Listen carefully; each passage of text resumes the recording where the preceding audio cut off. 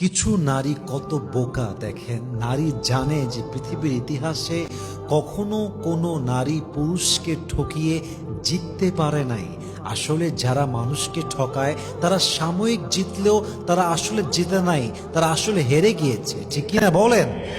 মাথায় রাখবেন, আপনি যাকে আঘাত দিচ্ছেন, যাকে আপনি ঠকাচ্ছেন, আসলে তাকে আপনি ঠকাচ্ছেন না, বরং তাকে ঠকাবার নাম করে আপনি নিজেই প্রত্যেক দিন ঠকতেছেন। ঠিক কিনা বলেন?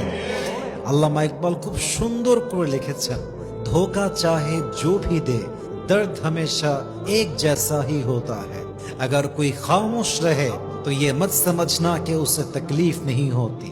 अगर कोई खामोश रहे तो ये मत समझना कि उसे तकलीफ नहीं होती। खामोश रहने वालों का दिल भी बहुत ज्यादा टूटता है। अल्लाह सब कुछ सुनता है चाहे कोई कुछ भी ना बोले।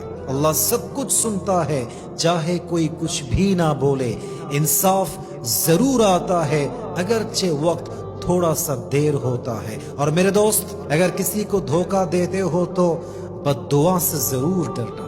अगर किसी को धोखा देते हो तो बद्दुआ से जरूर डरना, क्योंकि बद्दुआ वो तीर है जो सीधा अर्श तक जाता है, फिर वो लौटता है मगर खाली हाथ कभी नहीं लौटता। অতএব যখন কাউকে ধোঁকা দিচ্ছেন, মাথায় রাখবেন আজকে ঠকাচ্ছেন, আগামীতে আপনাকে কেউ না কেউ এমন ভাবে ঠকাবে আপনার পুরো জীবনটাই ধূলিসাৎ হয়ে যেতে পারে। ঠিক কিনা বলেন?